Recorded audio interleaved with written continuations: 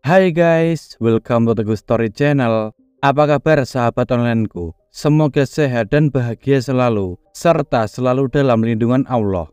Guys, seorang wanita di desa Sudimoro, Kabupaten Pacitan, Jawa Timur, menjadi tersangka atas meninggoinya anak tetangganya sendiri. Tak hanya itu, ia juga mengambil ATM, serta uang tetangganya kurang lebih sebesar 32 juta untuk menutupi hutang-hutang pinjolnya. Bagaimana kisahnya? Simak video ini sampai habis sahabat onlineku.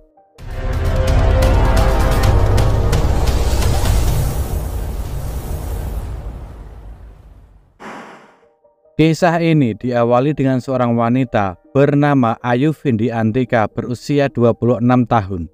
Ayu tinggal di desa Sudimoro, Pacitan, Jawa Timur. Dalam kehidupan sehari-harinya, Ayu dikenal memiliki gaya hidup yang cukup hedon, di mana ia suka membeli barang-barang mahal, berlibur, dan menikmati kehidupan yang menyenangkan, layaknya orang yang memiliki segalanya. Namun, di balik itu, semua hanyalah sebuah ilusi. Ternyata, uang yang ia gunakan itu sebenarnya berasal dari pinjaman online, dan pinjaman itu mencapai kisaran 32 juta rupiah. Awalnya, ia bisa mencicil pinjaman itu sedikit demi sedikit, tetapi seiring berjalannya waktu, hutang Ayu tersebut semakin menumpuk sehingga membuat Ayu jadi kesulitan untuk membayarnya. Ia tidak tahu lagi harus berbuat apa atau mencari pinjaman kemana lagi untuk membayar hutangnya tersebut. Lalu pada suatu hari, ia berpikir untuk meminjam uang kepada tetangganya. Akan tetapi, melihat gaya hidupnya yang hedon, ia pun akhirnya mengurungkan niatnya untuk meminjam uang kepada tetangganya. Ia tidak mau tetangganya mengetahui keadaan dirinya yang sebenarnya. Hingga akhirnya ia memiliki ide untuk mencuri uang tetangganya. Diketahui, Ayu dekat dengan salah satu tetangganya bernama Sukatmini. Sukatmini ini memiliki suami bernama Tuwari dan seorang anak yang masih duduk di bangku SMP bernama Muhammad Rizky Surya berusia 14 tahun. Saking dekatnya, Ayu sering datang ke rumah Sukatmini dan bermain di sana. Bahkan, ia menganggap rumah Sukatmini seperti rumahnya sendiri. Ia keluar masuk rumah itu tanpa permisi atau canggung sedikit pun. Dari situlah, Ayu bisa mengetahui seluk-beluk keluarga Sukatmini yang dikenal sederhana. Meski nampak sederhana, suami Sukatmini yakni Tuwari memiliki pekerjaan yang penghasilannya cukup lumayan untuk digunakan sehari-hari. Bahkan sebagian dari penghasilannya bisa digunakan untuk menabung. Hingga pada suatu hari, seperti biasa, Ayu berkunjung ke rumah Sukatmini. Dan di saat itu, Sukatmini dan suaminya sedang sibuk. Setelah memperhatikan keadaan sekitar, Ayu lantas masuk ke dalam kamar Sukatmini. Di kamar itu, ia lalu menuju sebuah lemari dan mengambil buku rekening, kartu ATM, dan KTP milik Sukatmini. Selanjutnya, ia pun keluar dari kamar itu dan pulang ke rumahnya. Keesokan harinya, dengan membawa hasil curiannya itu, Ayu pergi ke bank untuk mencairkan uang yang ada di buku rekening itu. Dengan berbagai cara termasuk memalsukan tanda tangan, Ayu akhirnya berhasil mencairkan uang dari rekening tersebut dan membawa uang sebesar 32 juta rupiah. Betapa senangnya hati Ayu saat itu. Dengan uang sebanyak itu, ia bisa melunasi semua hutang-hutangnya sehingga ia bisa hidup dengan tenang. Di lain sisi, Sukatmini belum mengetahui bahwa barang-barangnya hilang. Dan ketika ia membuka lemarinya, ia baru menyadari jika buku rekening, ATM, dan KTP-nya telah hilang. Ia pun mencoba mencarinya ke setiap sudut lemari itu, namun ia tak menemukannya. Melihat istrinya kebingungan, suami Sukatmini sempat bertanya apa yang sedang terjadi. Dan setelah Sukatmini menjelaskan apa yang terjadi, suaminya lalu ikut membantu mencari barangnya yang hilang tersebut. Sayangnya, setelah mencari ke setiap sudut kamar, bahkan rumah, mereka masih tak menemukannya. Hingga akhirnya mereka melaporkan peristiwa itu kepada pihak kepolisian. Mendapati laporan tersebut, pihak kepolisian segera melakukan pemeriksaan di rumah Sukatmini. Hal ini juga disaksikan oleh tetangga-tetangga terdekat Sukatmini termasuk Ayu. Melihat ada polisi di rumah Sukatmini, Ayu menjadi ketakutan sendiri. Ia tidak menyangka hal ini bakal dilaporkan ke polisi. Ia takut jika aksinya itu ketahuan dan polisi akan menangkapnya. Dengan demikian, ia sibuk memikirkan cara untuk memperlambat kasus pencurian yang ia lakukan dan ia bisa terbebas dari kasus tersebut. Setelah lama berpikir, ia teringat dengan sebuah berita tentang kasus kopi sianida. Hingga akhirnya, ia memutuskan untuk mengikuti cara tersebut. Ia kemudian mencari zat kimia tersebut di marketplace. Setelah mendapatkannya, ia pun segera memesan zat kimia itu sembari memikirkan cara bagaimana nanti ia melakukannya. Ia pun teringat kebiasaan keluarga Sukatmini setiap harinya lantaran saking seringnya bermain di rumah Sukatmini. Jadi, ia tidak ambil pusing bagaimana caranya ia melakukannya nanti. Singkat cerita, pada tanggal 5 Januari 2024, sekitar pukul 6.30 pagi, seperti biasanya, pagi itu Ayu berkunjung ke rumah Sukatmini. Tanpa rasa curiga, Sukatmini menyambut baik kedatangan Ayu di rumahnya. Di lain sisi, suami Sukatmini, Tuwari, sedang asik menyeduh kopi.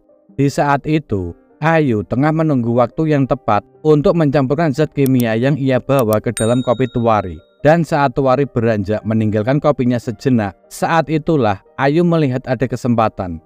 Ia kemudian menuangkan zat kimia tersebut ke dalam kopi Tuwari.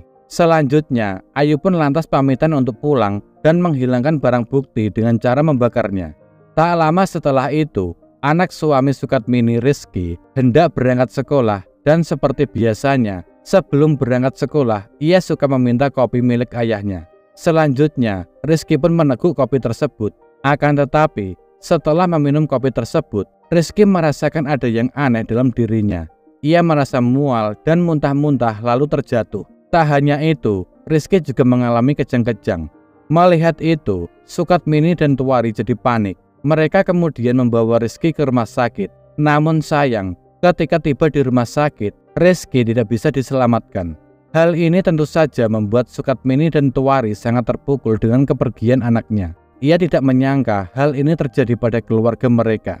Musibah kehilangan tabungan belum selesai. Kini mereka harus kehilangan anaknya. Mereka tidak tahu apa yang sebenarnya terjadi dan harus berbuat apa selain mengikhlaskan semuanya. Selanjutnya, mereka segera memakamkan jasad Rizky.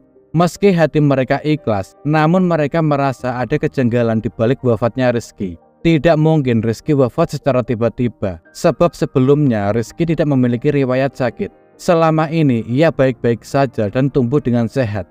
Dengan penuh rasa kejanggalan, mereka kemudian melaporkannya kepada pihak kepolisian. Setelah menjelaskan panjang lebar, polisi akhirnya menerima laporan itu dan segera melakukan penyelidikan. Dalam penyelidikan yang dilakukan, polisi menemukan secangkir kopi bekas diminum Tuwari dan Rizky masih ada di sana. Polisi kemudian membawa sisa kopi tersebut untuk diperiksa dan setelah dilakukan pemeriksaan, ditemukanlah kandungan sianida di dalam kopi tersebut. Awalnya, polisi mencurigai Tuwari lantaran ia sendiri yang membuat kopi tersebut. Namun setelah dilakukan pemeriksaan, tidak ditemukan tanda-tanda jika Tuwari adalah pelakunya dan kasus ini menemui jalan buntu. Akan tetapi, setelah Sukatmini menjelaskan kalau sebelumnya ia kehilangan buku tabungan dan ATM, polisi akhirnya mulai melakukan penyelidikan lebih rinci. Penyelidikan dimulai pada hari Kamis pagi, tanggal 11 Januari 2024. Petugas dari Satreskrim Polres Pacitan dan tim forensik dari Polda Jatim membongkar makam Rizky dan membawa jasad Rizky ke laboratorium untuk diperiksa. Dan hasilnya pun menyatakan Rizky wafat karena sianida. Namun, polisi masih belum bisa menemukan siapa pelaku di balik kasus ini.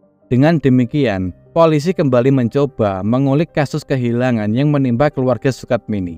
Penyelidikan pun dimulai dengan mendatangi kantor bank terkait. Dari sinilah diketahui bahwa ada penarikan sebanyak 2 kali pada rekening milik Sukatmini pada hari Kamis 4 Januari 2024. Selanjutnya, pihak kepolisian meminta rekaman CCTV pada hari itu. Dan hasil dari rekaman CCTV tersebut, ditemukanlah rekaman seorang wanita yang melakukan transaksi di bank itu, yakni Ayu Vindi Antika yang merupakan tetangga Sukatmini yang sering datang ke rumahnya.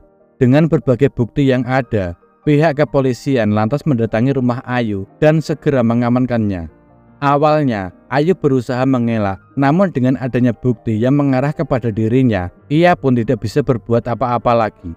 Selain mengamankan Ayu, polisi juga mengamankan sejumlah barang bukti. Di antaranya, handphone milik Ayu, seragam pramuka milik Rizky, sisa kopi yang telah diminum oleh Rizky, serta rekam medis pasien yang dikeluarkan Puskesmas Sudimoro.